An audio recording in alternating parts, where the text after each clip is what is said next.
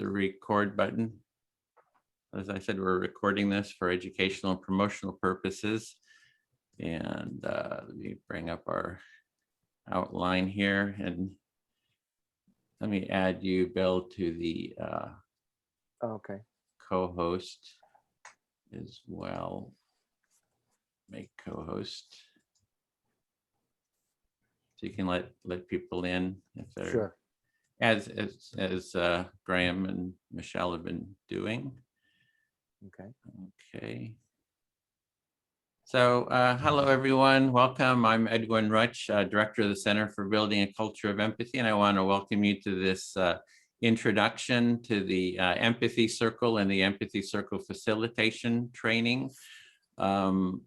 I'm, as mentioned, founder of the Center for Building a Culture of Empathy, and I've been working on the topic of how do we create a more empathic society for about the past 13 or 14 years, and created the the Center for Building a Culture of Empathy, which has the largest website and resource material about empathy on the internet. And there's about over 300 interviews of empathy experts. We have a social media community. We have an empathy tent that we take out to public places and offer empathic listening out in the community. We do conflict mediation. So just everything around the value of empathy and how do we create a more empathic society and culture. And one of the practices we do training as well. And one of the practices we have is the Empathy Circle, which I find is the most simple gateway practice for learning and developing empathy skills and listening skills. And it's a simple gateway practice that's fairly easy to learn. And while we say anyone can just learn it very quickly, it's sort of a lifelong practice of continuously growing and getting better at it. And then we also have a training that we do, which is a 5-week training. We do these open intro cafes, which we're doing here is sort of an introduction. And then we have a 5-week training.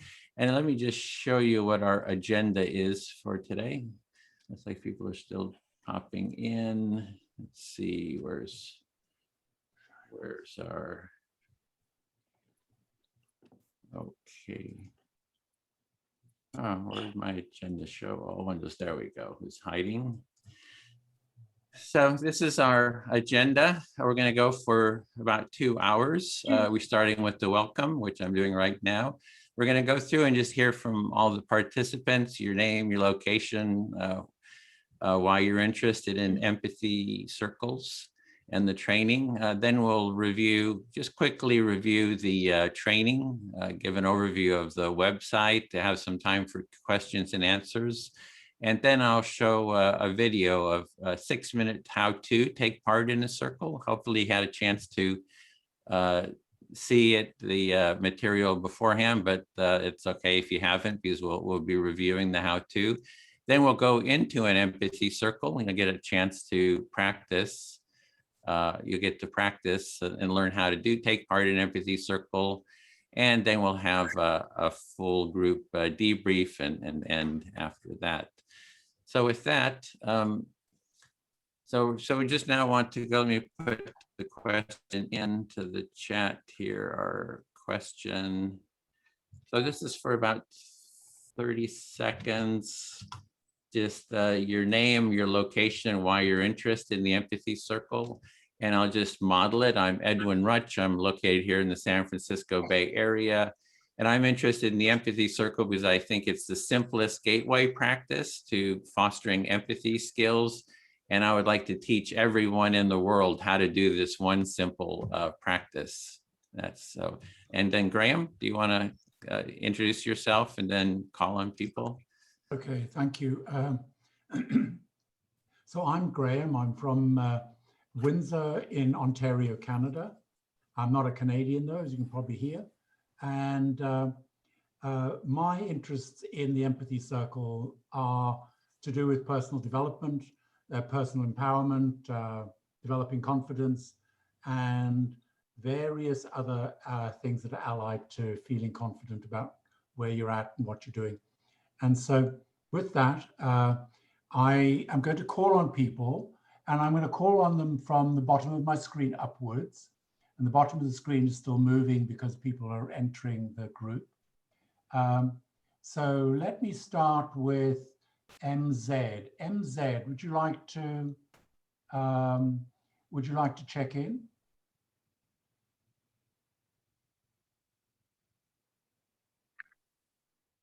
MZ.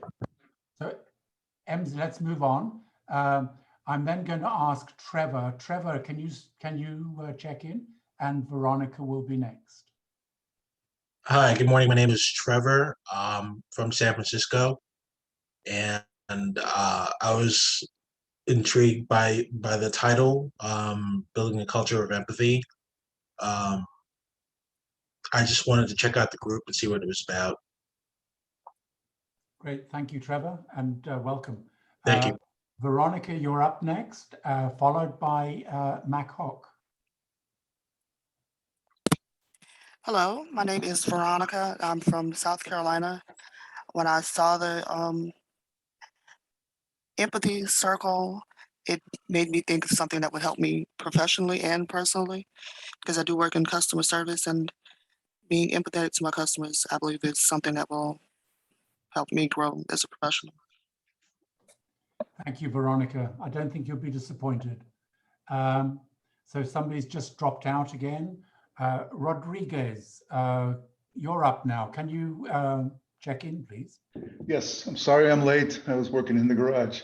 I'm John Rodriguez. I live in Austin, Texas, and I'm a global security director, and also I'm part of NAMI, the National Alliance on Mental Illness, and I'm a family support group facilitator, and there's a lot of compassion and empathy that needs to be, that one has to have to empathize with folks that have loved ones with mental health conditions. So I want to grow and get better and understand more, and also use it when I help the community, but also at work when I interact with people. Thank you, John. And my apologies, I called you Rodriguez. Welcome, John. That's all right. That's my work Zoom, no problem. Okay, good.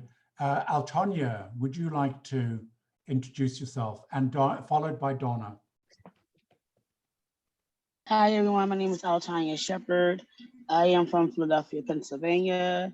I'm joining this circle and getting this training, so I want to use it for my work. I do restorative justice and coaching and mentoring. And in fact, we did a little bit of a circle on yesterday with a group of volunteers doing a cleanup. So it was a good opportunity for people to get to know each other, and I can't wait to continue to use this work in what I do. Thank you. Thank you, Altonya. So the next person has disappeared again. So John Black, followed by Michelle. Hello, can you hear me? Yes, John. Okay. Hi, everyone. Out of curiosity, honestly, to find the difference between sympathy and empathy is why I'm here. Well, I think we can help you solve that curiosity, John. Welcome. Michelle, followed by Diana. Oh, hi, I'm Michelle. I'm from Pasadena, California, close to Los Angeles, to give you an idea.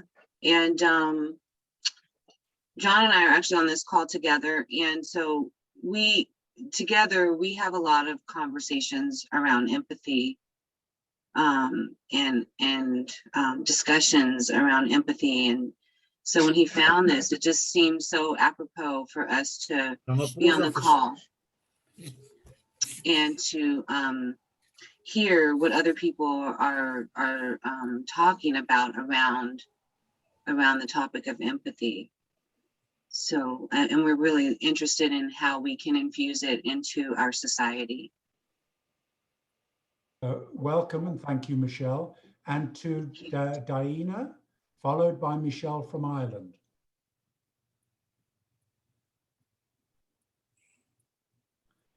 And so Diana is not responding. It's Diana. I'm here for my job, to be honest. And they just want me to have better customer service. Right, okay, Diana. So Michelle, followed by Kathy Kidd. I'm Michelle from Galway in Ireland, and I've been doing these cohorts for close on a year, I think now. And I keep coming back because I feel like it's one of the most important movements there is happening at the moment.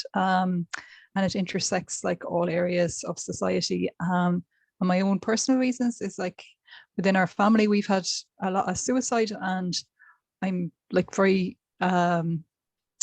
strong advocate that like, yeah, that like empathy is the way to really like to really radically turn that like around in society and in the community. Thanks, Graham. Thank you, Michelle. And Kathy Kidd, you're up now, please. Sure. I'm Kathy. I'm from Houston, Texas.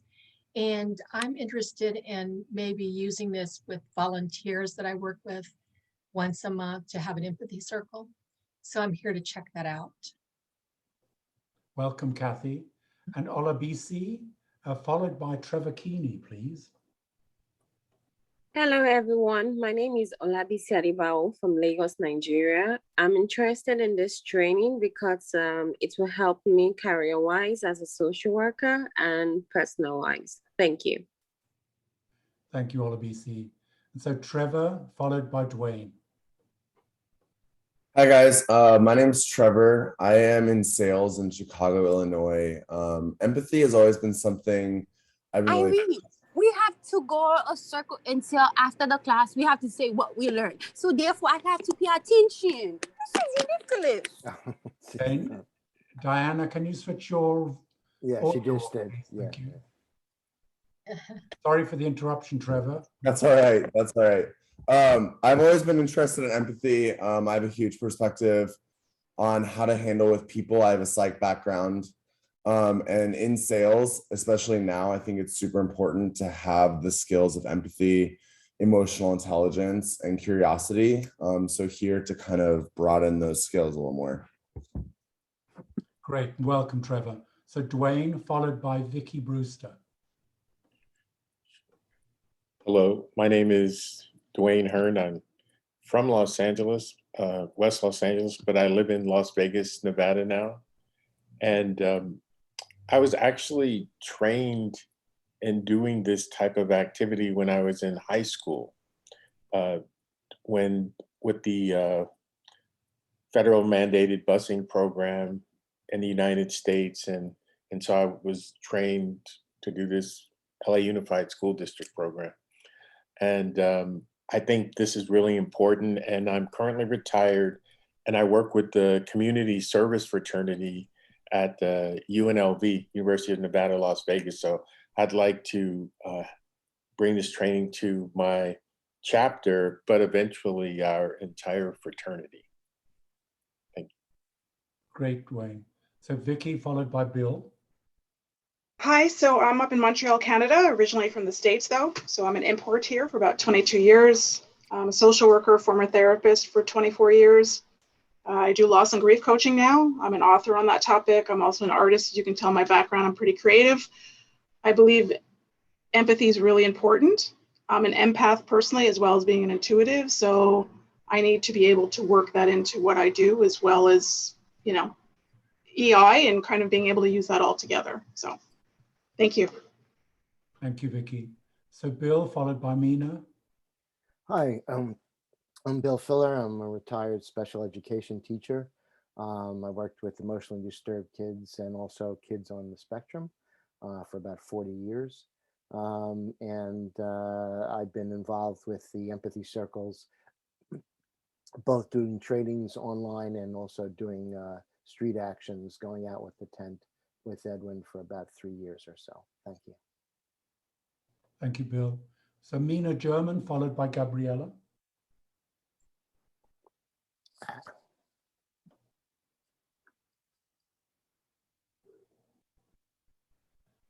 Mina, you're muted. I don't know if you know. I have to go. I'm Mina Gurman. Glad to be here. And I work with college students, so I thought this might be good. Welcome then, Mina. Thank you. Gabriella, followed by Kawu, please. Good evening, everyone. My name is Gabriela. I'm from Congo and I live in South Africa. I'm a pharmacist, and that's mostly the reason why I was interested with the empathy group, because as a healthcare worker, it's really important for us to always show empathy toward our patients. That's why I just want to improve the skills and know more. Thank you very much. Thank you, Gabriela. Kawu. Hi, my name is Carl Wu. I'm from Kansas City. I work with the mental health, homeless population, substance abuse, also re-entry from jail populations. I work with 2,000 people a year. So having the right empathy is very important for my job. Thank you. Thank you, Kawu. So that's complete then, Edwin, it's back to you now. Okay, thanks, Graham and everyone. So what I want to do next is give you a little overview of the training website. So I'm putting the link in there, but I'm going to do a screen share of it. So this is going to be a little bit of an overview, just what's involved in taking the training. And this is the link that was, I put the link into this website. It's the Empathy Circle Facilitation Training, Introduction, Module 1, Introduction to the circle facilitation. And so the Empathy Circle is a standalone practice that I'll be, showing a video of how it's done. You have 2 to 7 participants, in small groups. And you don't need a facilitator in the process to do the process. You can just take the instructions, see the how-to video. There's some written material. And you can just start holding your own empathy circles. But this is a 5-week course. And this is the website here for, all the about the course. It's a 5-week course. It's 2.5 hours a week. And we meet once a week. And it's a good site to bookmark. If you click through, for example, to the Empathy Circle, that'll take you to the Empathy Circle website. And that's all kinds of material about the Empathy Circle practice itself. This is an open source training, which means that we're really trying to just spread this as widely as possible. You can contribute to developing it. You can co-host, you can co-design. We have a team to design the training and just make it available, and then you can start actually holding it yourself. So we're just trying to spread this practice because we feel it'll benefit the well-being of humanity. If everyone on the planet was able to do an empathy, take part in and facilitate an empathy circle, we just feel that it would add to the general well-being, the simple empathy building practice. There's no cost to take part. You can donate if you like. There's some links there because the trainers are all donating their time because they're just wanting to, raise the level of empathy in the world. And so they're it's our way of contributing to the well-being of the planet. If you keep scrolling down, you'll see these are links to the different cafes, empathy cafes. An empathy cafe is any number of people that come together, and then like today, this is an empathy cafe. The Empathy Circle is a smaller group. We divide into smaller circles of, like I said, 2 to 7 participants. And that's what the Empathy Circle is a small group. And there's a link to all the different cafes that are held, different people hold them. And we have these intro cafes. We've been holding these on Mondays and Saturdays, and you can click through to find out more about that. To take the 5-week training, there's a prerequisite that you've taken part in at least 2 empathy circles, so you've had the experience of taking part. Taking part today counts as 1. So if you want to take the training, which the next one starts August 7th, which is in 3 weeks. and you need to take part in 2 circles beforehand, and there's more about that here. The time commitment, you can click through to each of these and it'll give you more information, but the time commitment is 2.5 hours a week, as well as you have about 30 minutes. We have an empathy buddy call with someone in the cohort. So we try to build a support network of other facilitators. So I just have a one-on-one empathic listening call with a different person each week, as well as we try to support you in holding your own empathy circles with family and friends. And then you can, during the week, that takes about an hour or 2. And then you can report back on how your experience was. And we're here to support you to do that.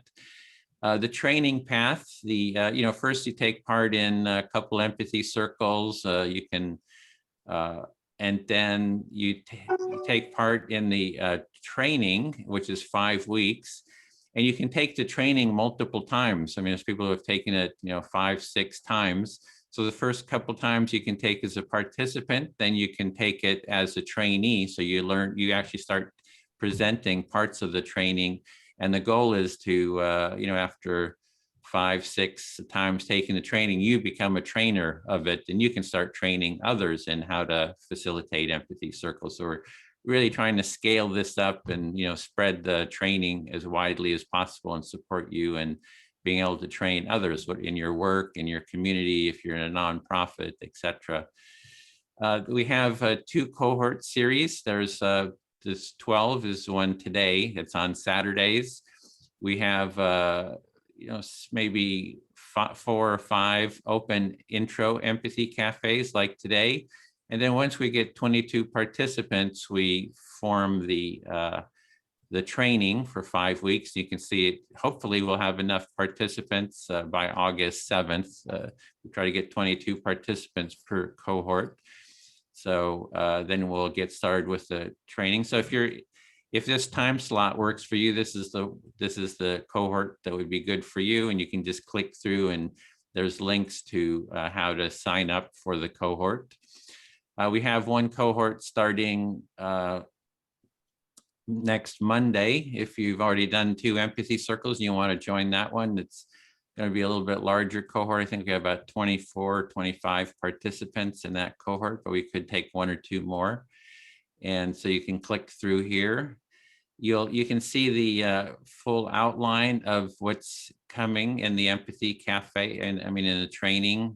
That's one of our cohorts. That was cohort 5. So you can see some of the past cohorts.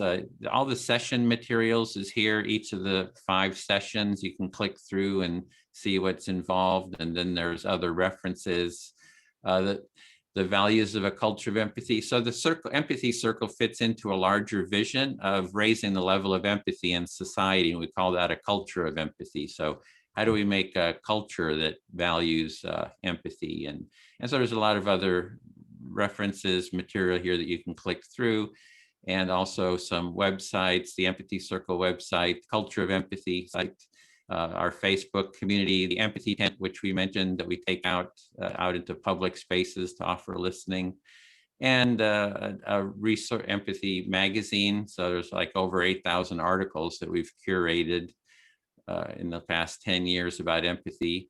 So that's the overview of the site, of the course. You can, click on the side here. You can see all the past cohorts. You can see the upcoming cohorts, each one. You can see the sign up, and it's all here on the side. So you can sign up, and testimonials. If you want to hear what other people have said about the training, you can click through there. And there's a lot of other references here on the side. So this is just a really quick breezing through, and you can, if you click on the link, which I posted there, I'll post it again. You can kind of review it at your leisure. And there's the link. Let me see. Everyone in the meeting. Yeah, hopefully there we go. That's the link to the site. And so that's everything about the training. So we'll just open it up to any quick questions before we do the how-to Empathy Circle part. So just raise your hand if you have a question or a comment. about the training? Maybe you can get a hands up. Who's interested in taking the training? We say, okay. And does the Saturday work for everyone? Is that a good time for most of you? Okay, cool. So any questions about the training or?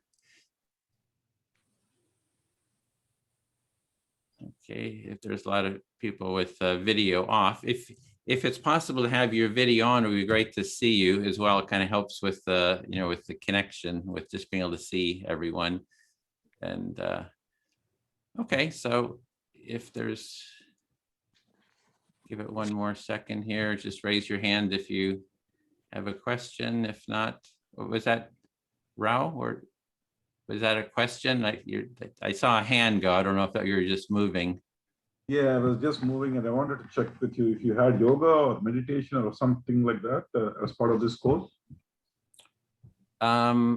It's, yeah, actually we don't, but there's a cohort forming that's going to be out of the, Michelle, do you want to say something about that? It's a beautiful timing, Rao. This topic came up this week of like a yoga community cohort starting at the end of August, and one of the adaptations is like a grounding at the beginning and a 15-minute embodiment practice at the end. So yeah, check back in end of August, Edwin. We're talking about maybe that's 1st September. Yeah, cool. Thanks. Okay. Then next, well, I'll just show this introduction. Hopefully you had a chance at the, if you go to empathicircle.com, there's instructions for how to. There's a 9-minute how-to video. There's a 24-minute how-to video, as well as some sample empathy circles on how to take part in the empathy circle, as well as some text. I'm going to show sort of the minimal instructions. So this is just a 6-minute introduction to how to take part in the empathy circle. And let me optimize for video and share that. There we go. I'm Edwin Rutch, founding director of the Center for Building a Culture of Empathy. I'd like to welcome you to this short presentation on how to take part in a basic empathy circle. So next, let's look at the step-by-step how to take part. An empathy circle starts with 2 to 7 participants. Here on the screen, we have 4 participants, which I find is an ideal number. There are 4 basic roles, and the roles rotate among the participants as the empathy circle unfolds. 1, the speaker, is the first person to speak. 2 is active listener who actively listens to the speaker. There's the silent listeners, they quietly observe and witness. And the facilitator who organizes, schedules, and hosts the circle. They also do the timekeeping, and they have some experience with the process and help keep participants in the process. However, everyone has the responsibility to hold the process and the practice. So to begin with, the facilitator will start the empathy circle. They welcome the participants. They lead introductions if the participants don't know each other. The facilitator invites participants to give short introductions, for example, their name, where they're from, and something personal about themselves. The facilitator then reviews the empathy circle process to remind everyone how it works. They announce the discussion topic, if there is one. Even if there is a topic, you can always talk about what is alive for you. That is, what is on your mind in the moment. And 5, they set the speaker time limits, perhaps 5 minutes, for example. And the facilitator then asks who would like to start to be the first speaker. So at that point, the participant volunteers to be the first speaker. As speaker, you select who will be your active listener, and you can select anyone that you want. You speak about the topic given or whatever is alive for you. And so you'll speak a bit, until you have maybe expressed an idea or two, and then you want to pause to give the active listener a chance to recap what they understand that you are saying and feeling. If you say too much, the listener may have difficulty in reflecting it. As the active listener, you are listening to the speaker to get an understanding of what they're saying and what is important to them. You are giving them your full attention as a supportive companion on their inner journey and exploration. When the speaker pauses, you recap your understanding of what they said and how they feel by reflecting the essence of that in your own words. You can summarize, paraphrase, or even say the speaker's words back to them.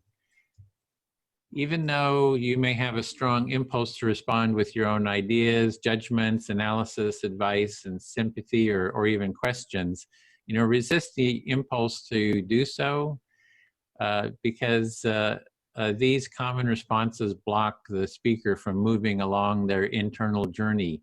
You will be able to say whatever you want when it is your turn to be the speaker. If you don't reflect the understanding to the speaker's satisfaction, they can always say it again. Then as speaker, you check, do you feel understood to your satisfaction? If you do not feel understood, you can say it again, perhaps in different words. If you do feel understood, continue sharing. Again, after speaking a bit, pause to give your active listener a chance to recap their understanding of what you said. As the active listener, you again share your understanding of what the speaker said and meant. The cycle of speaking and reflecting continues until you, as the speaker, do not have anything else you'd like to say, or until you get a signal from the timekeeper. If you get a signal from the timekeeper, then finish up what you're saying in a sentence or two. After you get a final reflection, you can end your turn by saying something like, "I feel fully heard," or something like that to indicate you are done with your speaking turn. At that point, the roles then rotate. The active listener becomes the speaker. The person they select becomes the new active listener. For everyone having equal time, it is good to select someone that hasn't spoken lately, but it is your choice. The others in the circle become the silent listeners. This process of taking turns in speaking and active listening continues for whatever time is allotted for the Empathy Circle. And this was just a very short introduction. The best way to learn the practice is taking part and doing it. There is more in-depth material on taking part in an empathy circle and facilitating one at empathycircle.com. Thank you for listening. Okay, so that's the very simple introduction on how to take part. The best way, as I say in the video, the best way is just to jump in and take part and learn through observation and doing it if you haven't done it before. You may feel a little anxiety to begin with. Oh, this is something new. It's a new way of sort of speaking and listening. But after a little bit, you'll get familiar with it, and that anxiety kind of dissipates with a little bit of practice. So we're not letting anyone else into the, I guess we are not letting anyone else into the room at this point. I apologize for that. I did that. Yeah. Just a second here.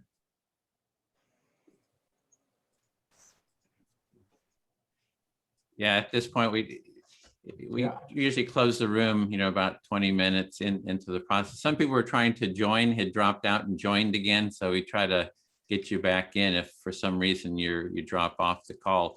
So we're going to have 4 groups. We're going to go for about an hour and 5 minutes. So it's about 95 minutes. And then we'll come back and let me post the question that we have. So this is our topic.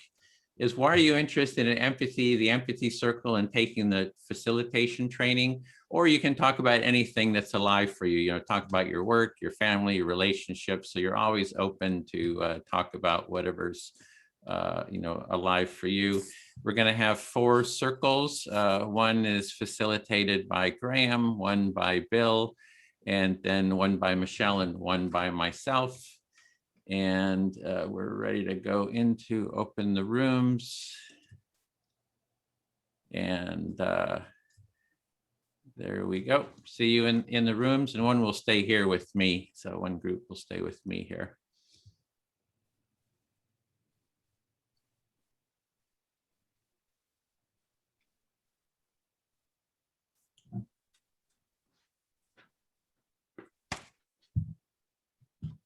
So you want to click on, there should be a link to joining a room for most people.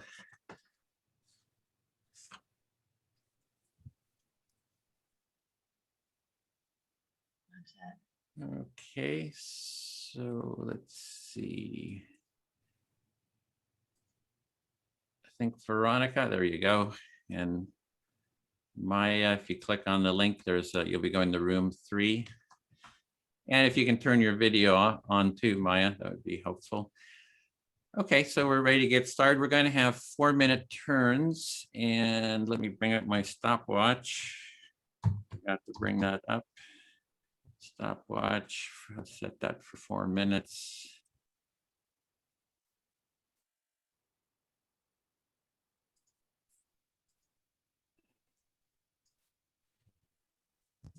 And so you'll have 4 minutes, and then when your time is up, I'll just hold up a little sign here, time, and that at that point you just sort of wrap up what you're saying, you know, in a sentence or two, get your final reflection, and then the other person will be the then you'll become the listener will become the speaker at that point.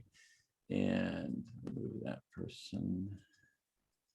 So who would like to start? You can talk about the topic or anything live for you, and I'll be the first listener just to model it, and you have 4 minutes.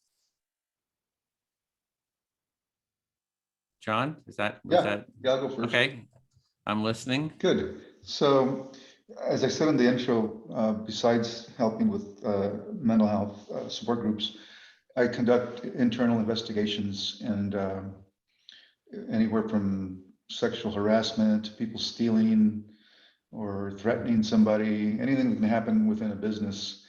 And once I figure out who the guilty person is, to get them to admit that they did it is so hard for them. And empathy comes in so important, and that's been my success throughout my career. I think I got it from a natural empathy from my mom and my grandmom, you know, and my upbringing, and I'm very grateful for that. But it's an art dealing with people to basically you terminate them from work because they violated the policy, but how you treat them during that interview, and then the second part of getting them to admit what they did, and then getting them separated and letting them walk out with their head up high. You know, you got to be empathetic and basically tell them, you know, I'm not here to judge you. We all make mistakes. I might have done the same thing you did in your situation. Okay, can you just pause there so to reflect back? I also hold up the sign. Just remember to pause after like a minute or so. So what I'm hearing is that you work in, you have some support groups that you do around mental health or so, and then also that you work in security, and you work with people who you have to sort of do investigations if they've done something kind of wrong, theft or something, and that your approach has been very empathic with them, and you learn that from your mother, and you try to hear people and let them walk out, not demean them, but let them walk out with their head high, so to have a sense of seeing their humanity, but still following through with terminating or whatever you need to do. Yeah, perfect. That was great. Is there more? Go ahead, you still have 2 minutes. I still have 2 minutes.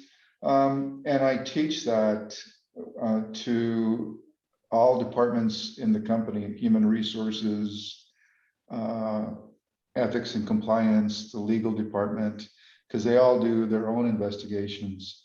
and the feedback. I really emphasize empathy and compassion versus the old retired police or FBI, I'm the man and you tell me or else I'm gonna put you in jail. People don't respond well to that, and they just shut down. And plus that impacts the whole culture of a company. If the way you treat people, people will talk. If there's witnesses that you interview during an investigation, if you're not empathetic with the witnesses, with everybody, you're not going to get all the information to come to a good conclusion. Okay, so what I'm hearing is that you really try to teach, you're teaching this as well in the different departments, and you just see the centrality, the importance of empathy. With empathy, you want to treat everyone with empathy, and that's the way you're able to get better information from the witnesses, as well as sort of see the humanity of everyone. And you just find that this is really important, and the empathy is important, and the sort of teaching this to other departments it's been sort of the key to your success too. And that was the time too, that was the 4 minutes. So I'll speak to, so it's my turn now to speak. And we're in the weight room here. So if people drop out and then come back in, they'll kind of move through this weight room, and then they go, like Mina just went to her room 3, and then Diane went to her room. So just to give you a heads up of why people are coming in and out. So I'll speak to Kathy then. And yeah, I'm really thrilled about the people who are coming to these intro cafes, because it's such a wide variety of people, and everybody sees the importance of empathy. There's all this interest in empathy. I'm just very gratified to see all this interest in the importance of empathy. Yeah, so you're really happy to see so many people coming and being interested from all different walks of life and careers and different interests, and this really helps with your desire to spread this. Because I see empathy is important for any relationship, and as John was saying, it's like it's a full spectrum of people in his, be somebody who is stealing something, or the witness, or it's like the whole culture of a business or organization. There's all these relationships, and empathy is important in all those relationships, as well as in the culture in general, like all the cultural relationships that we have, be it political or whatever. And I think that that's really what's missing in the world, is that sense of mutual empathy. Yeah. So you see that empathy can be used in any relationship, not just personal relationships, but work relationships, political relationships. There's no person that could not benefit from empathy. And I see that the empathy circle is a little bit like training wheels. It's empathy training wheels. Like we don't need to be, reflecting what everyone says if we have that deep sense of empathy. But the culture, this is like a practice that can be sort of like the first step. And then, and there's a lot of other steps too that one can do. But from just like 14 years of working on this, I just found that this is it's like the basic exercise, right? If you just keep doing this over and over again, it's this basic foundational exercise, and it's very accessible. Mm-hmm. So what you want is to teach people the skills and have them build those skills, and that at some point something else takes over, and maybe it doesn't look quite like this. It's different, but it's still the same empathy. Yeah. And it's also the foundation of, seeing people as humanity, but also as a conflict resolution container.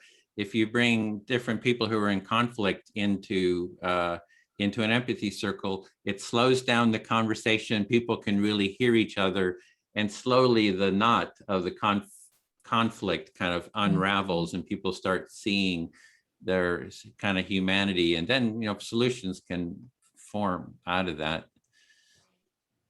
So empathy allows us to slow down and hear each other. And once we hear each other, maybe we can resolve the conflict that's between us.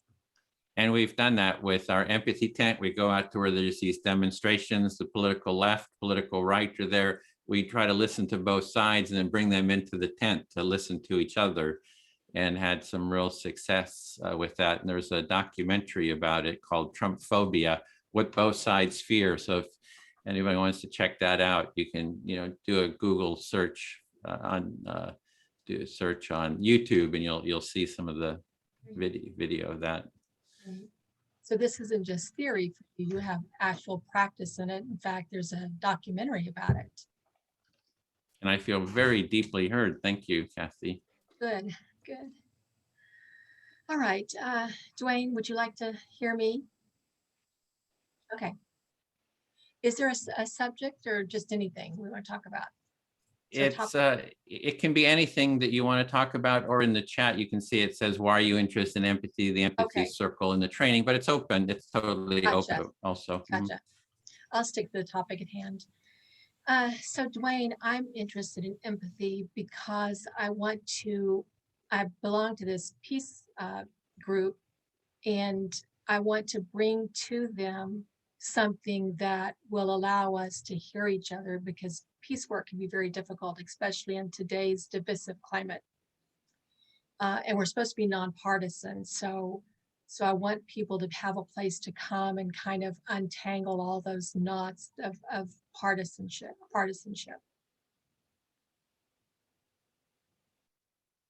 Oh.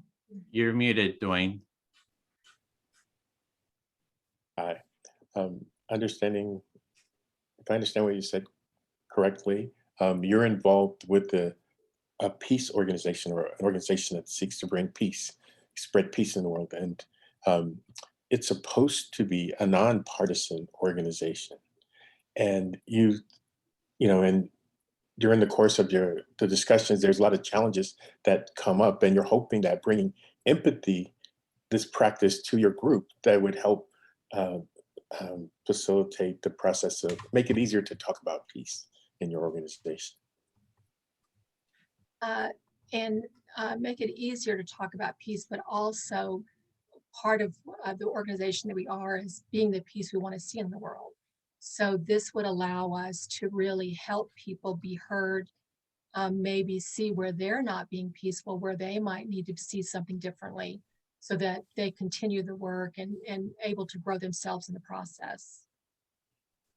And so in addition to being able to spread peace in the world, you're hoping that this process increases the personal development of the people who are participating in this group, so that they're able to be more, in a sense, empathetic, and be able to listen carefully to other people's issues to help their own personal growth and development. Yeah. And I also want to offer our network just a place to come and be heard. There's not a lot of places where we're able to do that unless you're trained in it, right?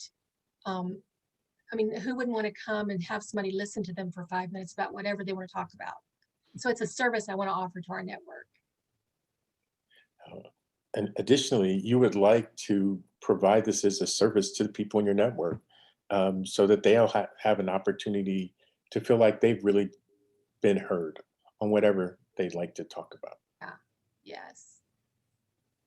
And I also want our organization to be a place where people can come and get lots of different needs met, right? It's not like we want you to do this, but we also want you to have this, right? So it's a give and take, because a lot of volunteer organizations really take a lot from people.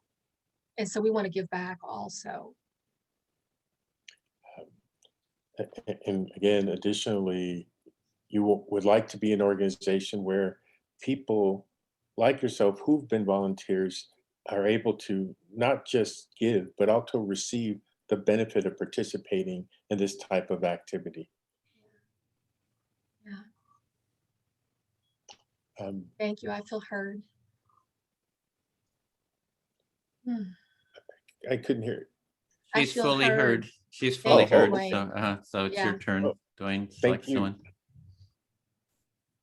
Okay. I would like to select Vicki. Okay. Nice to meet you. Nice to meet you.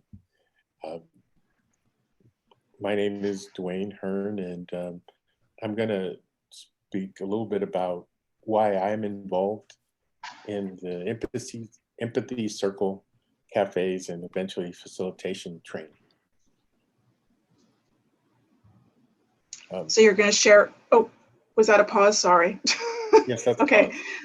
So you're going to share why you've joined the Empathy Circle and why you're doing the training and why you think empathy is so important. Yes. As I mentioned earlier, I was initially introduced to this type of activity when I was in high school. It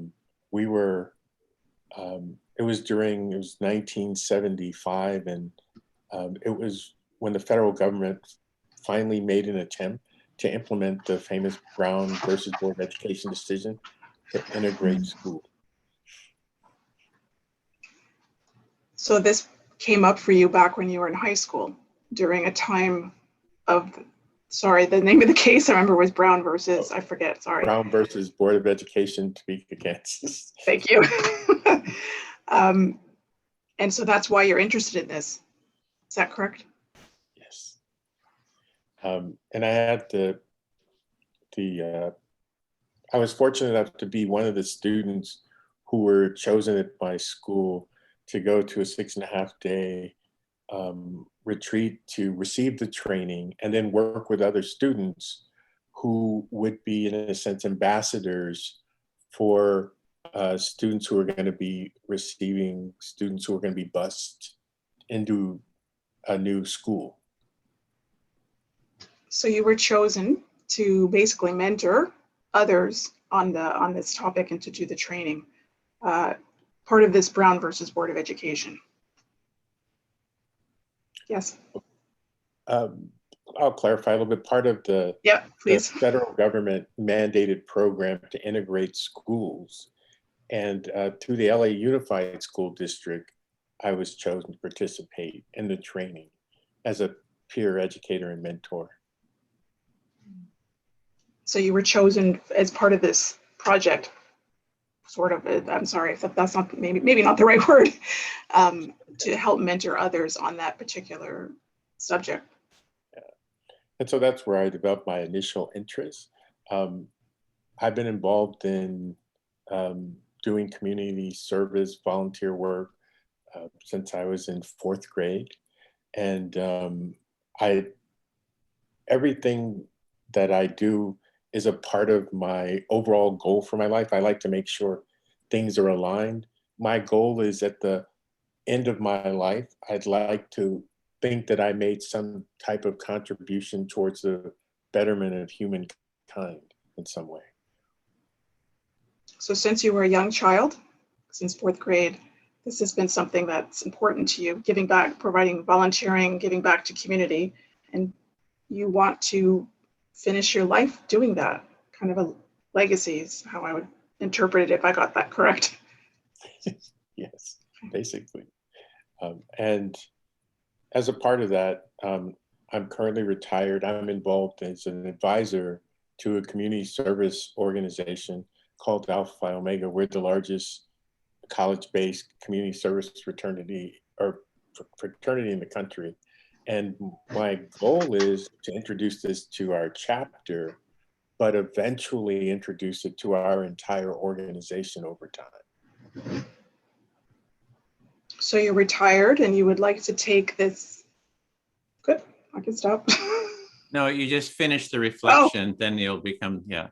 Oh, okay, sorry. So you want to be able to take this Empathy Circle training and bring it to the university, which, sorry, you said the name very quickly, but it's a fraternity chapter that is kind of around the US completely, I believe. You want to teach others to use this training. Just to clarify, we're co-ed service fraternity. We're the largest organization, college-based fraternity in the country. So there's an opportunity there in introducing empathy training to our entire organization to provide service in the country. Thank you. Thank you. I feel heard. Sorry, I wasn't involved in fraternity stuff and university, so it's a little new to me, but thank you. Thank So if you just select who you want to speak to, Vicki, it's your turn. You have 4 minutes. Maybe John, who hasn't listened yet, or Sure. whoever. So I'll speak to John. So I'm interested in this training, the Empathy Circle training, partly because of my work. I'm a social worker. I mentor, I supervise volunteers.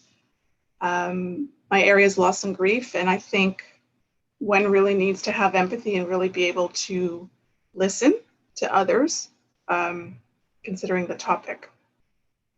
Okay, good. So Vicki, you're interested in learning more. You're a therapist and you supervise a group of folks focused on in the area of loss and grief, and you want to get better in the area. So just to clarify, I'm not a therapist. I'm a former therapist. So I don't want to make, that's okay. I just don't want to misjudge. I'm a social worker, but I am, yeah, that's okay. I am a loss and grief coach though. I've worked with seniors for 20 years.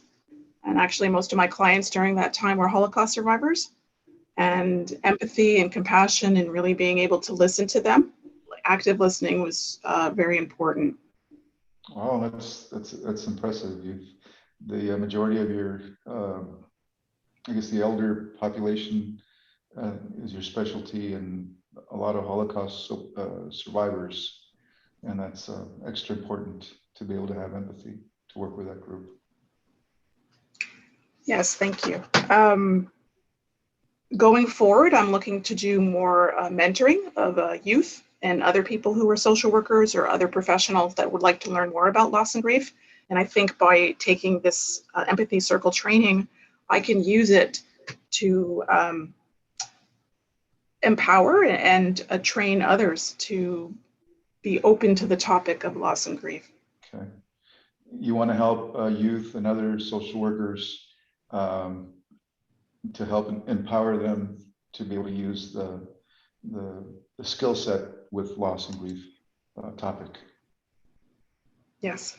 Edwin, I'm just letting you know, everybody's frozen on my screen except myself, so you'll have to speak when my time's up. It might be my Zoom. Okay. Yeah, your audio is good. Everything looks okay. Good. Okay. Good. I think a lot of people need to really learn empathy. I don't think it's something that's automatic. So I think no matter what walk of life you're from, no matter what culture, what ethnicity, what city you live in, what country, I just think it's really important to be able to share this with others so that people can come together and have a real discussion, being respectful and not holding judgment. So you think that empathy is something that needs to be learned? It's not natural in everyone, no matter what walk of life you come from, that it's something that really needs to be learned and shared with everyone.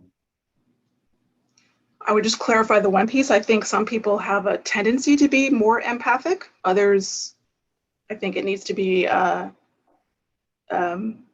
up a bit. Way to put it. Yeah, good. So some are more empathic than others, and some need to be, fired up or motivated or awakened, I guess, whatever the right word is. Yes. Good. I'm good. I feel heard, so that I'm good unless you want me to keep going, Edwin. That was the time too. It's right on time. Perfect. Yeah. So, John, you just select who you'd like to speak to. Oh, didn't I already do that with you? We just keep going. We have about almost 40 minutes left. We'll just keep going for the time allotted. So you can select someone else. Like last time you spoke to me, you could speak to someone else so you get a different person to reflect. Okay. Well, I'll go back with Vicki because the other part of my life right now is working with NAMI, the National Alliance on Mental Illness. Our son, about 3 years ago, in high school, fell into depression and started self-medicating with marijuana.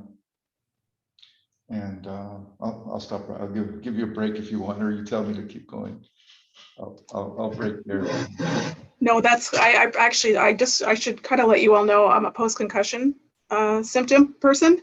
So it's actually good if you give me a little bit shorter talking so that I can absorb the information. So that's great. Thank you. So you're part of the National Alliance of Mental Health. Your son went into, it sounds like a depressive episode and was self-medicating.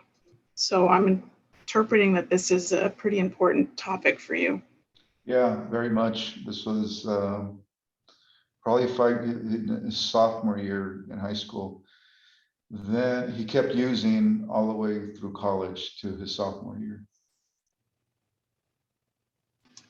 So this started when your son was a sophomore in high school. And sorry, I missed the part after that. all the way through college.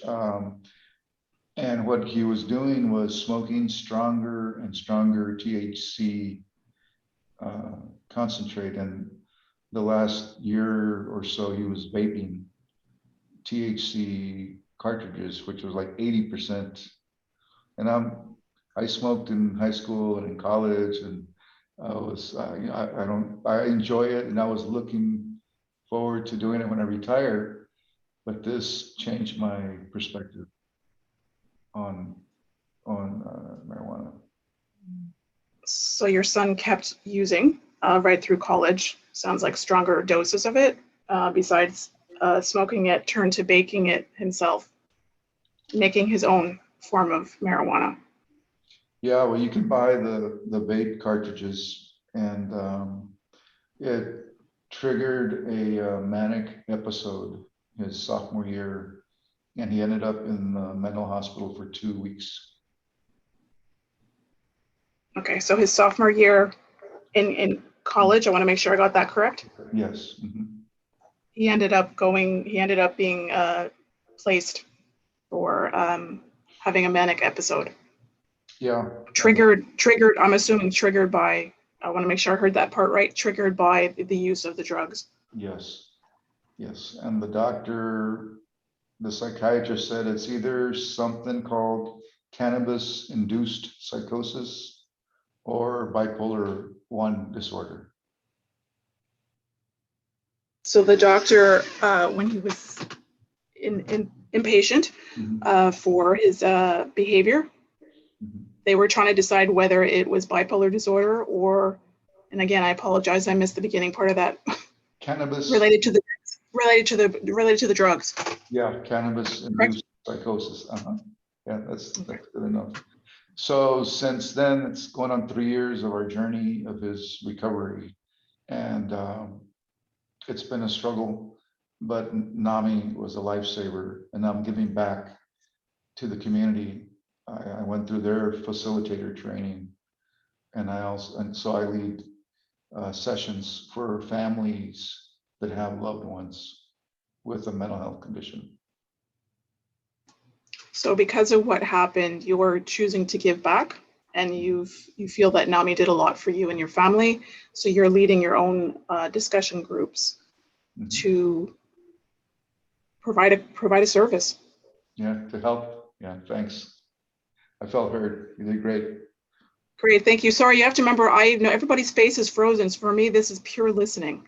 Oh, okay. Good. So it's your turn again, Vicki. You select who you'd like to speak to. I will choose Kathy, if that's okay. Yes, I'm here. Okay. To pick something. Okay, I'll talk about my background. So if you look behind me, I have a pretty colorful background. So creativity for me is super important. And for me, it happens to be painting and sketching. So Vicki, you love creativity and you express that through your painting and sketching. I'm taking it a little bit further where I've used creativity for myself. So using myself as example, where almost 3 years ago, I suffered 2 head injuries. I suffered 2 concussions in a 2-month time period, which caused a lot of symptoms for me. And I use creativity to help me get through that process. So creativity has been very important to you because of a difficult time when you went through 2 concussions, and it's really helped you live through that. Yeah, so in the beginning it was really hard. It triggered migraines. I had a lot of concentration, memory, focus, sleep issues, issues with lighting, blue light, bright light, sun, everything. And it came to the point that basically the medical profession said I'm fine and there's nothing else they can do for me, and they thought I was doing pretty well. So you were continuing to have symptoms that were having a major impact on your life, and you didn't get any help from the medical profession because they didn't see that there was anything happening, anything further happening for you. So after I did the needed MRIs and I went to the concussion clinic, I guess I was high functioning. So it wasn't like a hockey player that, ended up in bed for months at a time. So I had to do my own research. So I turned to alternative choices. So for me, it was creativity, visualization, meditation, journaling, writing. Those were and time in nature, of course. Yeah. So it sounds like because your symptoms weren't severe, that there weren't many options that the medical community had for you. So you decided to do your own research to see how you could best heal for yourself. And creativity and journaling and spending time in nature has been a real help for you in your healing. Yes. So my service is to help others go through similar, whether it's a health issue, loss, death, loss of a job, it could be divorce, miscarriage, losing your house, pandemic, fire, any kind of crisis. So I want to help people heal and journey forward and not be stuck in that space of it's kind of like it's a weird space, but people need to journey forward and move on and find joy again in their life. So it sounds like because you were in limbo between what the medical profession said they couldn't do and you're not knowing what to do, you want to help people that might be in that same situation, issues that typically maybe there aren't ways to help people. And you really have used what you've been through to give back to others. Yes. And like John, I think the best way for us sometimes to help others is to use ourselves and our own story, and then help others be able to move forward with their story and contribute to society and give back. I think that's really important. Right. So because you've lived this experience, other people can look to you and see themselves in you. And that helps in your healing and their healing also. Yes. I don't know what time, but I feel very heard. Thank you so much, Kathy. You're welcome. All right, so Edwin, do you want to hear me? Yep, I'm listening. All right.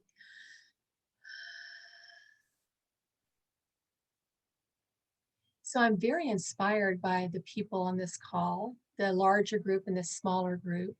And I wasn't too certain that this was going to be enough for what I wanted to do for the network that I'm part of.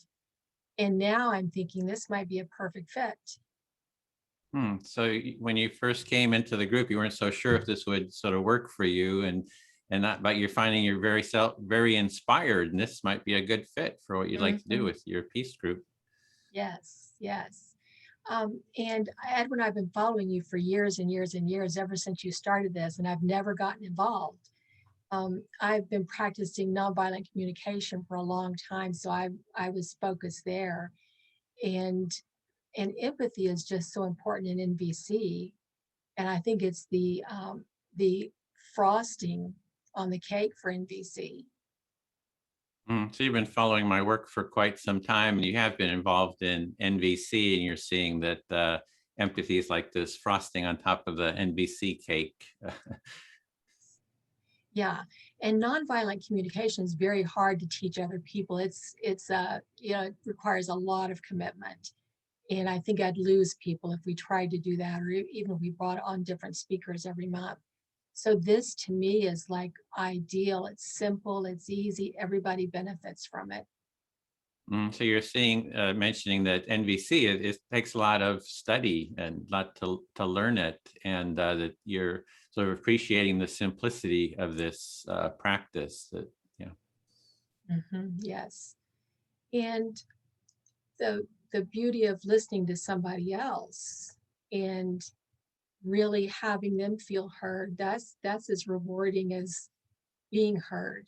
So I like that. It's like no matter where you are in the process, you receive something, even if you're just listening. Yeah, you receive something by speaking and being heard, but you also receive something by listening deeply to someone else. So there's a real sense of benefit for everyone involved. Yeah.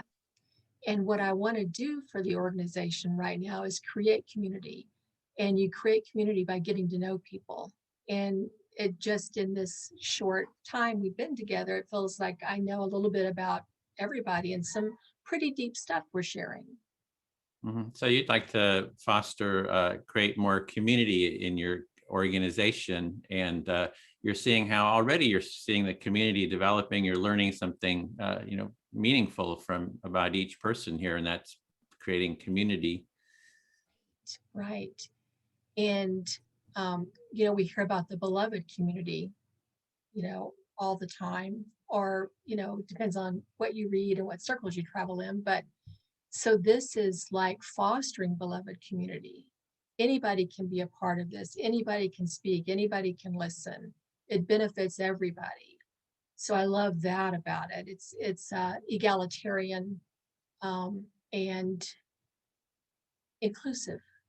So you're really appreciating the qualities of the Empathy Circle, that it is sort of building that beloved community, and it has a quality of egalitarian and inclusivity to it. So real appreciation for those qualities, as I'm hearing. Yeah. And I loved, all the diversity I see in the different countries, because you don't get that very many places. So that's very impressive. I really like that. So you're the diversity of people who are coming here is you're really appreciating that, and all the different countries that are kind of represented. That was also the time. So Good. I feel heard. Thank you. Okay, great. Dwayne, can I speak to you? Yeah, it's I know Kathy comes from the peace community, and I've always wondered why they haven't been more accepting of the Empathy Circle. There's always been sort of a distancing from the peace community. I mean, I always try to reach out, and it's like, hey, how about this? How about this? And it's like, oh, we got other things to do. So yeah, I'm glad to hear Kathy really appreciates what she's saying here. It's interesting because you've been aware of the peace movement, and you were wondering why they didn't see a connection between the work they were doing and the work that you've been doing. And so it's really nice to have someone like Kathy, who's from the peace movement, see value in the work that you're doing. And there's a quote by Johan Galtung, who's kind of the founder of the Peace and Study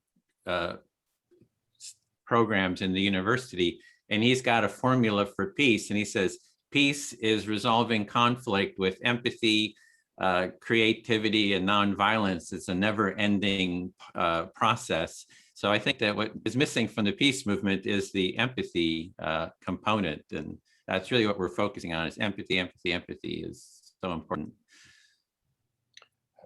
One of the founders of the peace movement has a quote that includes the essential ingredients for peace movement. And one of those is empathy. And so it's, you think it's really important that people remember that empathy is a really important part of peace work. Yeah, and it's all work. Excuse me. Yeah, I would say almost, I had the metaphor that the metaphor is how you make alcohol, right? Alcohol is yeast eating sugar, and the byproduct is alcohol. And alcohol is just like peace is a byproduct of people listening to each other, right? So it's like you don't create peace, you kind of have the process of eating the sugars, which is empathy, and the byproduct is peace. It's interesting because you use the parallel of a metaphor of the making of alcohol, and that's the yeast eats the sugar Mm-hmm. that creates alcohol. And that's similar to, this idea that empathy, having people communicate and come together and get to know each other, is what creates the peace.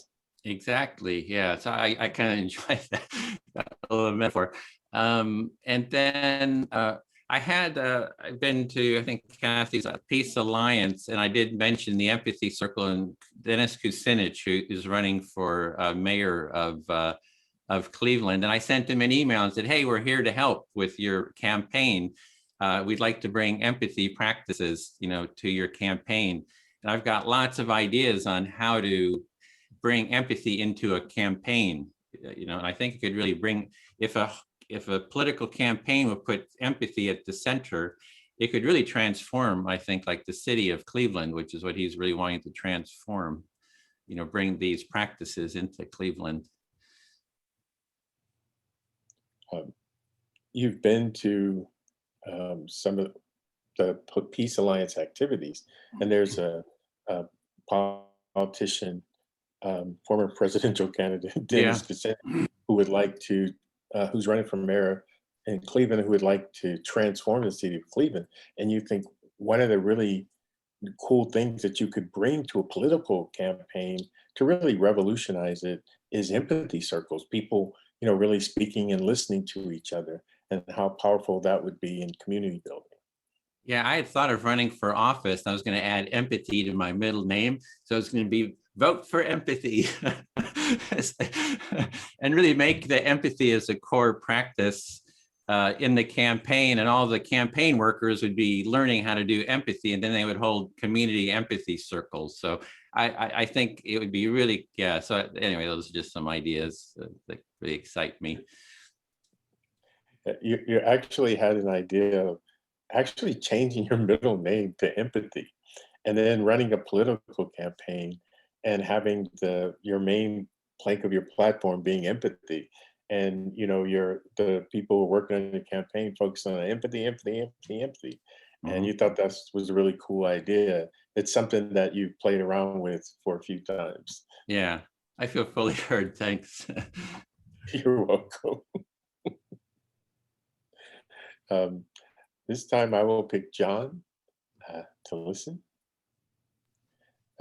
It's interesting because every time I participate in this activity, I'm reminded of how incredibly enjoyable it is to connect with people through conversation, through listening and sharing of ideas.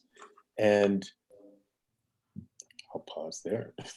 Oh, Dwayne, you said every time you join an event like this, you're reminded of how powerful and joyful it is to be involved in this. Especially being able to connect with people through conversation. Especially being able to converse with folks and make those kind of connections. And for me, one of the challenges that I have in conversation is, in graduate school, I studied language and behavior. And so my emphasis or interest was in how to use language as a tool to create a more enjoyable life experience. Okay.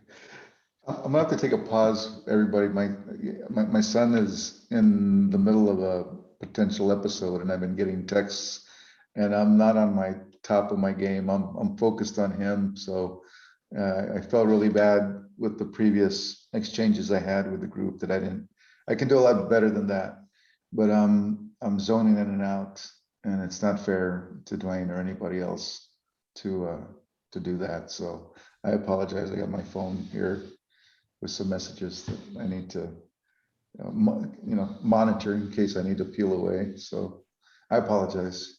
Okay, so I'm hearing some apology that in terms of you're dealing with your sons, and he's possibly having another episode, so you're needing to focus on that. So very understandable. Yeah. I will just ask Kathy to continue as my active listener, and then I will continue if that's okay, Ed. Yes, continue with, or if you Is need that all right to, with you, Kathy yeah. and John? Oh, yeah, yeah. Um, So you were saying something about you were in graduate school and studied language, and then you kind of stopped there, didn't quite really finish that. Yeah, in graduate school, one of the things I studied was language and behavior in the communication studies department. My interest was in how to use language as a tool to create a more enjoyable life experience. And my challenge is I listen through that lens in conversations with people. Mm. So you studied language and how that affects behavior, and you have a belief that language can really create a more wonderful world and create better relationships. And so you're always listening for that, or frequently listening for that in conversations, maybe judging that a little bit. And I'm wondering if maybe that kind of takes you out of the conversation a little bit. Not exactly, but you're on the right track in the part that I'm challenging myself to learn to be less judgmental. I'm still able to participate in conversations, but I'm challenging myself to listen more. And this empathy training is useful for that. Mhm. So you're really focusing in your conversations to bring a quality of language and listening and all that makes up communication, so you can be fully present and contribute to yourself and to the other person. Yes, that's because for me, anything that I get involved with, I want to learn as much as I can. At the same time, I'm always asking myself, what can I bring to this conversation? How can I help this, in a sense, evolve in some way, or what can I do to help this to grow from whatever life experiences that I have? Mm. So you really want to bring your knowledge and experience and heart to your conversations, and it's part of how you like to give back to people, to the world. It's very important for you that you be able to do as much as you can with what you know. Thank you. Yes, you did a very good job of articulating that.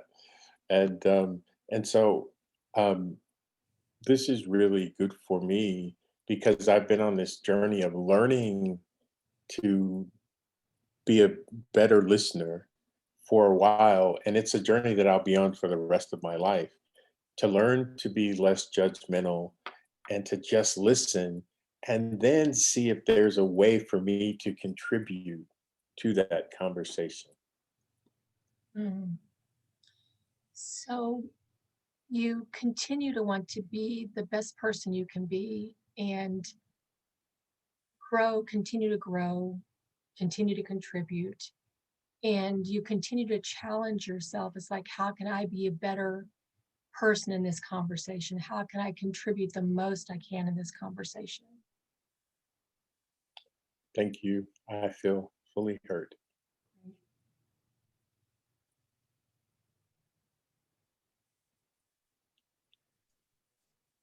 So it's your turn again, Kathy. Oh, okay. Let's see. Vicki, are you okay to listen? Okay. Yeah, just so everybody's still frozen, but I can hear what you're saying. So just don't great. Pause it a little bit shorter if you don't mind. Sure. Thank you. So I'm enjoying giving empathy as much, if not more, than I'm enjoying being heard. I missed the beginning part of what you said. It kind of broke off a bit. Can you repeat that, please? Sure. I'm enjoying giving empathy as much as I'm enjoying being heard. So equally, I think the empathy and being heard is important to you. Mm-hmm. And you're enjoying both. Yes. And it's very rewarding to me. I think empathy can actually, as Dwayne was saying, it can take the conversation to another level and deepen what's happening between two people or more. So in a conversation, empathy can be used to deepen the conversation, and you'll get more out of it, going along with also what Dwayne had said. Yes. It's rewarding for me when somebody feels fully heard. That's really rewarding for me. So being fully heard is very rewarding for you and very important for you. Yeah. And I think the importance is because I feel like I've contributed to somebody when they've been fully heard. And I also, in my listening, I do try to, in some way, acknowledge that who that person is. That was a lot for me, sorry. Yeah. Can I ask you, if you don't mind, can you please repeat that, or as much as you can? Thank you. Of course, of course. So in my listening, in my giving empathy, what's rewarding for me is that I can fully acknowledge another person and maybe offer a piece of themselves to them that they didn't really fully acknowledge. So you can use empathy in conversations with others. Besides making them feel fully heard, you're getting something out of it. And maybe by you being there and being that empathic person, it's deepening the conversation for both of you. Yes. Okay. There's such beauty in giving, and empathy is about giving. And part of the giving that I see is being able to really acknowledge the person in front of you.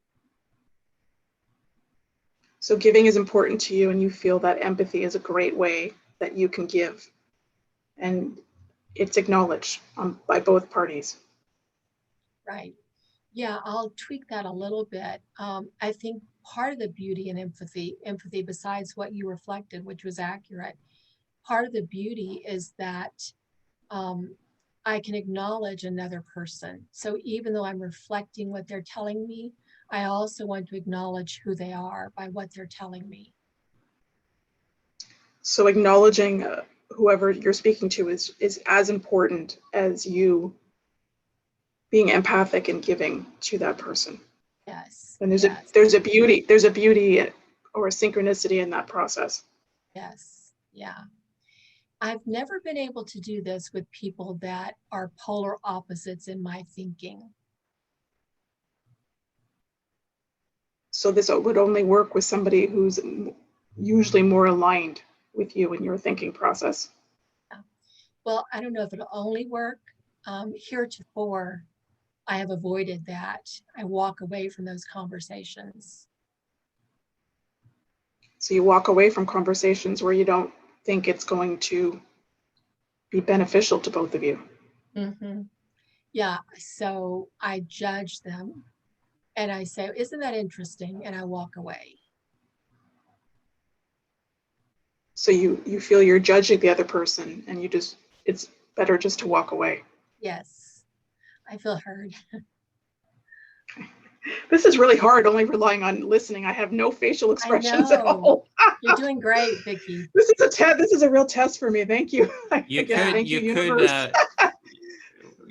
leave and then come back in. That might clear things up, but no, this is actually good okay, for me. I think it's good forcing for you. me Okay, really to great. rely. It's good. Okay, so I'm lit. So next is you just select who you want to be your listener. So Edwin, I'm going to select you. Okay, I'm listening. So when I had to choose a profession and choose what I wanted to do for graduate school, I chose social work. I was looking at marriage and family therapy or social work. I interviewed people in the field, and I just felt social work would give me a well-rounded education that I could use throughout my career. Mm-hmm. So when you were choosing a career, you chose social work because you thought it would make you a well-rounded person. like Kathy, and I think like Dwayne, I think like everybody here, I was raised to give back, volunteer community. So that's really important to me. So I'm involved with different communities, both through social media and other places. And I love it. I love being able to speak with others and have real conversations like we're having here on different topics. So you, like others here, have were raised to contribute to others, and you're finding that you really enjoy having meaningful conversations with people. That it means a lot to you. So for the past about 14 months, I've been part of a very specific community, and really a lot of what we do is masterminding. And this, what we're doing right now, actually reminds me of it, because this is similar to what we do in a mastermind. So you're part of a mastermind group, which has some overlap with what we're doing here. What I like is that active listening. Some of us choose to be more in observer mode and not even participate. We're just listening the whole time. And then, you know, whoever's facilitating, they're the ones that choose a topic, and then it's up to whoever shows up if they want to actively participate. So the mastermind group is structured that you can be just an observer, you don't have to, but then the facilitator sets a topic and everybody can choose their level of participation that they would like.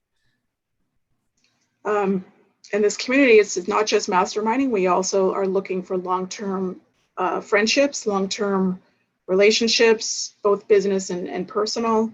The idea is to, you know, still like one another and still want to talk to each other while on Zoom now, hopefully eventually in the future for many more years to go.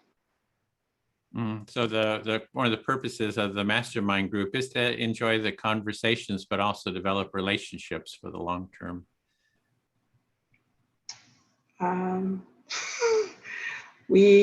Let's see, the community that I'm part of, we're almost 6,000 people. It's international.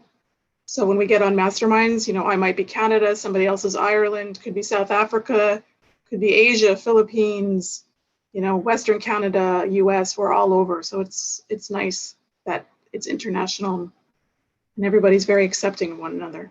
Mm-hmm. So you really appreciate the international aspect of the mastermind group, and sounds like I'm hearing that you enjoyed that, value that. I do actually. They're all on different subjects. So I have one on loss and grief. I do one on creativity. I have another one on ancient knowledge, which has more to do with like color therapy, chakras, yoga, energy work. So it's pretty eclectic what people present. So it sounds like with the mastermind, anyone can bring a topic, and you have some topics of grief and yoga, I think, did you say? And just several topics that you bring, creativity, I think. Mm-hmm. Yeah. So each of us runs our own mastermind or a masterclass, and we, as a facilitator, we choose our topic, and then people come to that. But let's say Dwayne wanted to do one on mentoring, that could be his mastermind. Kathy could do one, and maybe it's on peace and focusing on how to bridge and create peace within communities or organizations. So everyone can follow their interests and hold a mastermind group on different topics. It could be on peace, it could be on just whatever topic is of interest to you. Now's the time too. So. Perfect. Okay. Great. I felt very heard. Thank you, Edwin. Thanks. Now speak to Dwayne then. I was thinking of, Kathy had mentioned NVC, which is nonviolent communication, and that has the same roots of what we're doing here, the empathy work of Carl Rogers, who kind of developed active listening in the sort of the therapeutic world. And then the person that founded NVC had worked with Carl Rogers and kind of developed some more aspects of the practice.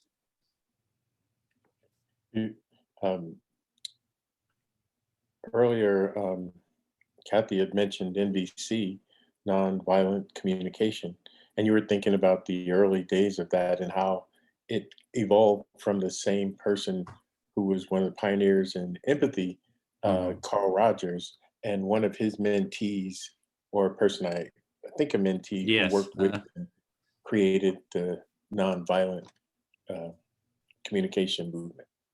So there's a lot of different practices that were built on that. There's practices like focusing, motivational interviewing, imago relationships. There's a lot of, therapy schools. But the Empathy Circle, I sort of thought this was like the foundation of all of those. Like in the therapeutic world, you have a client and therapist doing one-way listening, but all we're doing is taking that and making it mutual empathy. So I see it as sort of like a next step and keeping it really simple so that it can sort of spread very quickly. So that's sort of the intention. But there's a whole, there's a lot of other kind of directions, that you can go to with built on this foundational practice. And doing a kind of a overview and looking at some of the different practices and a really diversity of practices that were founded on these similar principles, you recognize that empathy was basically the connective fiber. It was the central element for all these groups. And you thought that that was important to emphasize. Yeah, focus. exactly. Yeah. And so that's what I've been trying to do is with the Empathy Circle, it's something that we can spread quickly. For example, NVC, people work for years trying to learn how to name feelings and needs, which is one of the focuses. And it's, it takes quite a lot of learning, whereas the Empathy Circle, you just jump into it, you can just hold the circle. And like within about 15 minutes, most people can actually take part or even facilitate one. So I'm hoping that we can make this go viral and, really spread around the world. It's interesting because in looking, in a sense, of comparison with nonviolent communication and the complexities of learning how to facilitate that, you saw the beauty in the empathy circles and its simplicity, and how easy it is to learn how to facilitate and get involved. And you saw it as potentially a worldwide movement. And that's something that you've been working on to make it a worldwide movement. Yeah, and finally, I would just say, hey, Kathy, if you want to do something with the Peace Alliance, with Empathy Circles, I'd love to work with you on that.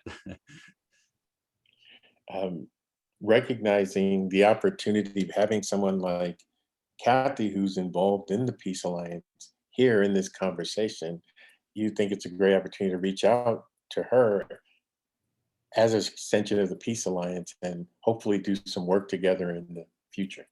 Yeah, and I'll say that to everyone here. Glad to work with any of you if you're wanting to do it with your fraternity or grief groups or any environments. I'm glad our group is glad to support you and hold circles with you or try to support you in any way that's helpful. And again, this extends to everyone involved in the conversation. If you can see a role that empathy circles can play in what you're doing, Ed is happy to work with you and help to facilitate that process. Yeah, I feel fully heard. So we're going to close in like 2 minutes. So let me just send out a notice here.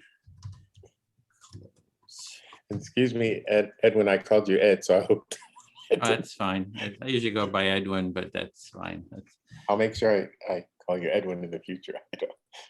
So great. Well, I just, I'm going to give it, we have about a minute just for any sort of comments. We're going to go into the full group and have everyone will have a chance for about 30 seconds or so to debrief, but I want to thank you just for taking part in this. I really enjoyed this conversation. It's been very meaningful and just appreciate the kind of the openness and honesty and of everyone.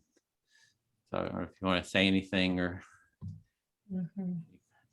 any It's questions. Great hearing everybody's stories. Connecting with you, I'll remember you, and it's a pleasure. Yeah, my heart feels full. So thank you all. I'd like to also say thank you. This was a enjoyable experience. And again, once again, I'm reminded of how powerful and enjoyable these types of experiences are and how useful they are in really connecting people.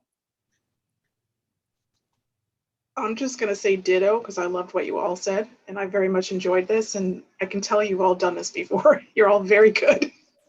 So thank you. I have a quick question. Sure. I'm curious, is it possible to ask Vicki what the name of your organization is? Oh, I'm part of it's called Noble Goldman. It started about 4 years ago.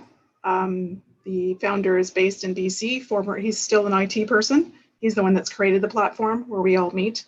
So I'm happy to chat with you about it anytime, but I love it because of the international. I love the different masterminds and masterclasses, and a lot of, and Edwin, I would love to at some point talk to you. I think it would be great to bring this elsewhere, the Empathy Circle. Thank you. Oh, yeah, just email me anytime, any questions. Okay, I think we're.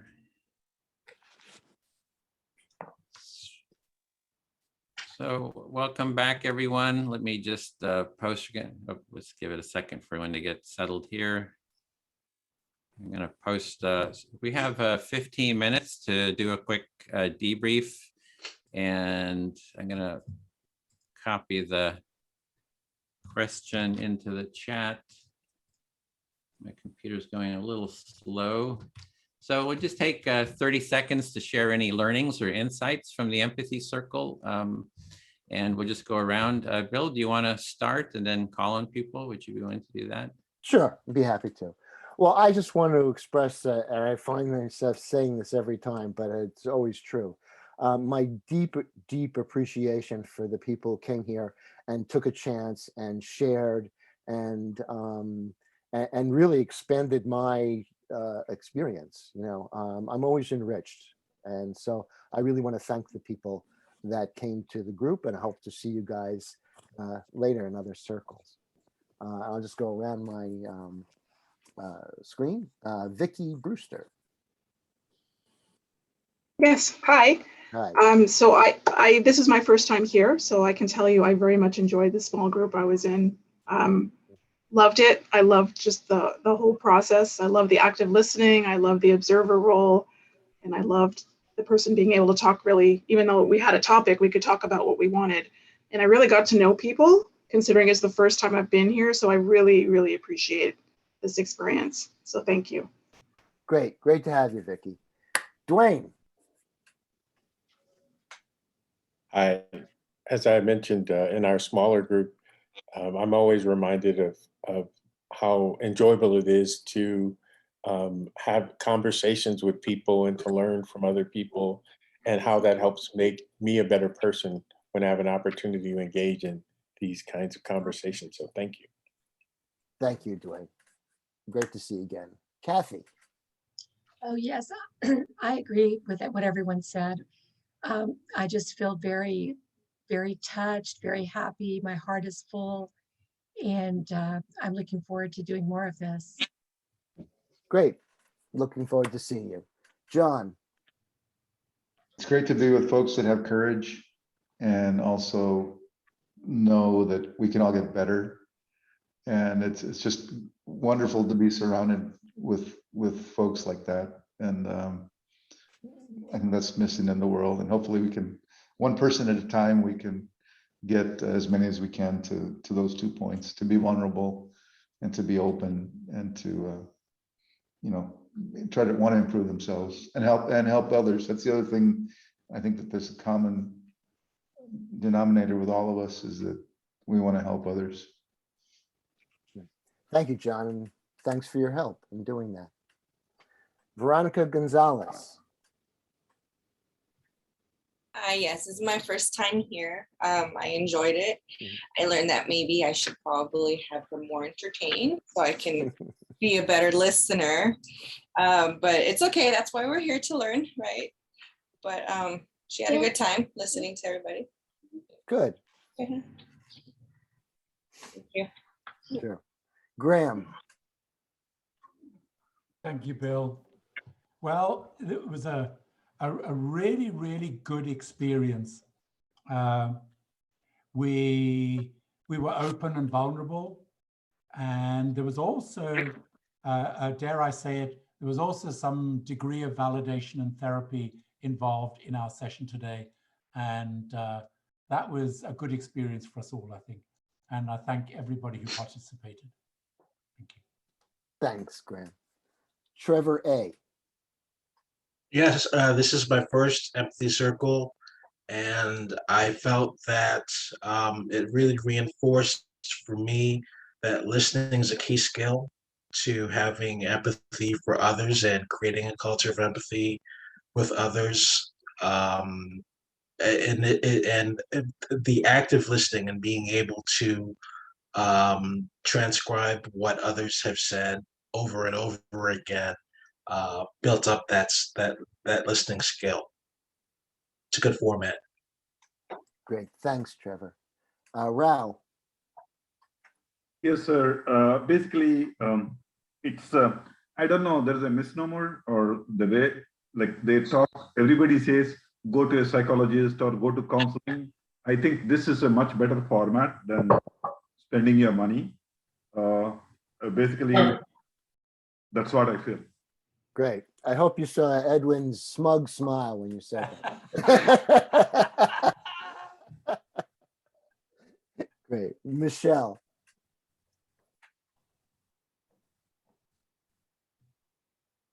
Which Michelle? Oh, I'm sorry, Michelle ECF, Michelle in Galway. Okay, thanks so much, Bill. I loved our circle. I really, really loved the women that were on there. Have just so much, are really passionate about empathy, about doing the facilitator training, about bringing that into the community, about really driving change for this generation and the ones ahead. And when I'm surrounded by people like that, like I just come away so inspired, and I'm just really grateful to each of them. So yeah, thanks. Thanks, Michelle. And John. Oh, me. Yeah. Wow, Bill, thank you for holding our circle. It was a wonderful experience. I had no plan on crying, but Veronica, she knows which one I'm speaking of. It was a pleasure of her listening of me and being gotten. That experience of being gotten to be heard was transforming.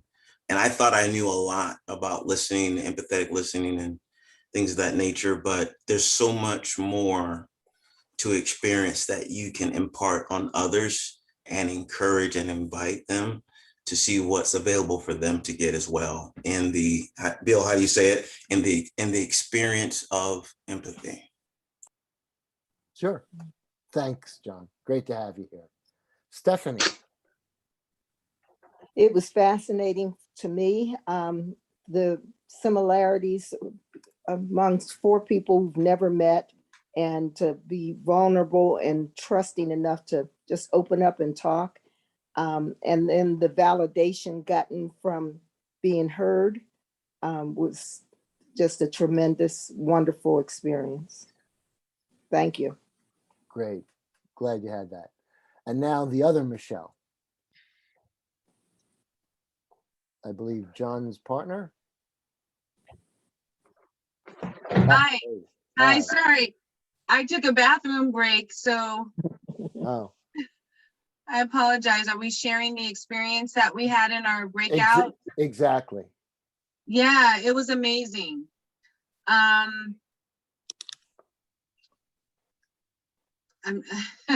I've participated, I think I shared with the group just a small bit of empathy and empathy versus sympathy in my yoga teacher training. And I've done other self-development work, and it was just really great to be with everyone. It was such a safe space to be in, and to communicate like what is actually alive for you, right? Like in your body, alive, like the conversations you're having with yourself, or those moments where you feel in your heart but you're not able to express them wholeheartedly. And to be in a space that was safe to do that was really great.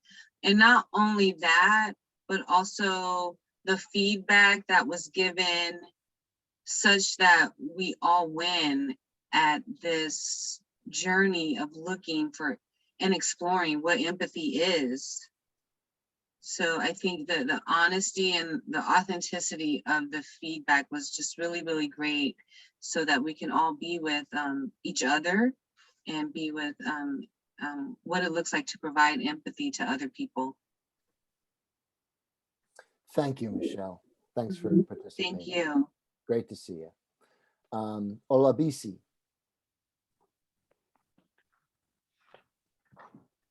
Hi. Hi. So Yeah, hi. So what I did learn from the rooms. Well, first of all, thank you for placing me in a group of amazing women, the two, Michelle and Altonya. And I'm learning to listen, not just to like do reflection, to listen and to show when to show empathy and when to really listen. Then I can relate with both three awesome ladies. So I'm looking forward to much more. Thank you. great. Great to have you. Thanks for coming in. Altonya. Thank you. Yes, I'm glad to be back here at the second training. Not that this is a competition or anything, but my group had rocked. I think we're the best in the world. It was a very nurturing environment. I can really see how this movement can really be a tool and a key to really transforming communities. We discussed some real life issues, some things that are really going on right now around the world, and you think this could be a really useful tool to, even if we can't change a whole culture of people or a whole culture of a system, that if we can just get one person to be that seed, and that one person can be that seed to be planted and turn into a forest of empathetic people. So that is my hope, and it was the consensus of the group that I was in. Our hope that's what happens. So I'm looking forward to becoming a trainee and a trainer. Great. We look forward to having you, and we need your help. Gabriella. Good evening, everyone. It was actually a great experience to have to share with people that you really don't know and you've never met before. And it was really a good opportunity to have that active listening, where you just don't hear what the person is talking about, but you really have to listen actively and understand and relate to what they're saying. So it was really a good experience for me. Thank you so much. Thank you, Gabrielle. And Veronica Nachi. Yeah, this is my first time participating, and I found it to be quite helpful. I think I, before this, took for granted how important it is to really listen to what people are saying, because when you can explain it in your own words and they know that they are heard, it can make a difference, and they appreciate it. And I certainly did appreciate being heard. And I look forward to growing from this experience. Great. Well, hope to see you again. And Edwin. Yeah, thanks, Bill, and everyone. I always enjoy the Empathy Circle, just connecting with everyone and everyone's humanity, and it just makes my drive to spread the Empathy Circle, to everyone in the world. Just this first simple practice to really spread it as widely as possible could really transform society.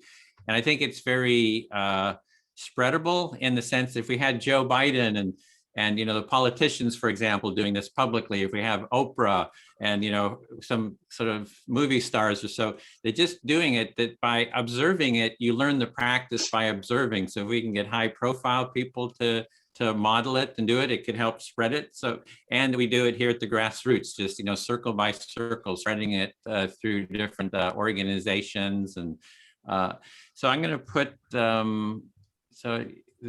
link in. So this is the link. The first one is to the cohort 12C sign up. So to sign up for the August 7th training, that's the 5-week training, you can click on that and add your name to the list. There's an application form and you can fill that out. And we're going to have two of these intro empathy circles next week and the following week. And then hopefully we'll have enough people for the training.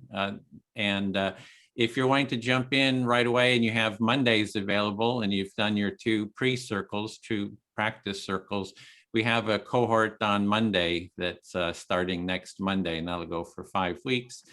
And then the second link there is a feedback link. If you could click on that, if you're able to click on that link.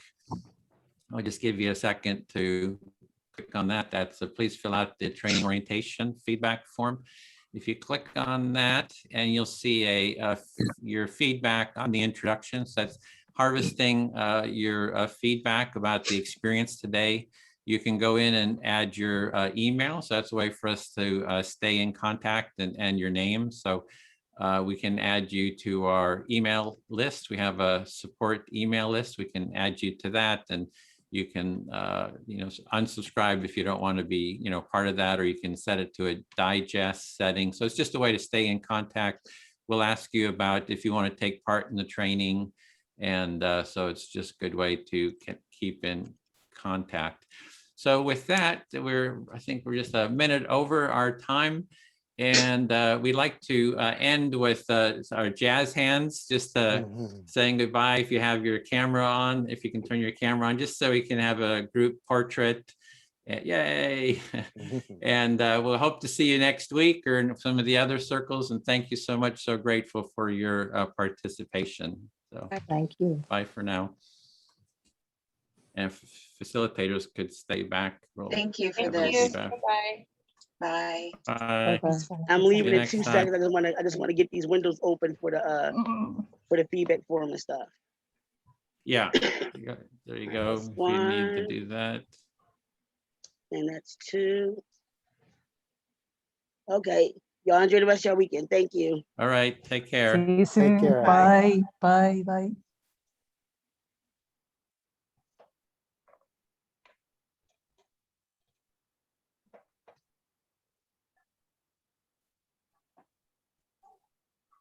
Bye. Bye. Bye, all of Bye. you. Well, thanks Bye. for joining See you soon. us. Bye. See you next Thanks. time. Bye. Oh, and let me hit the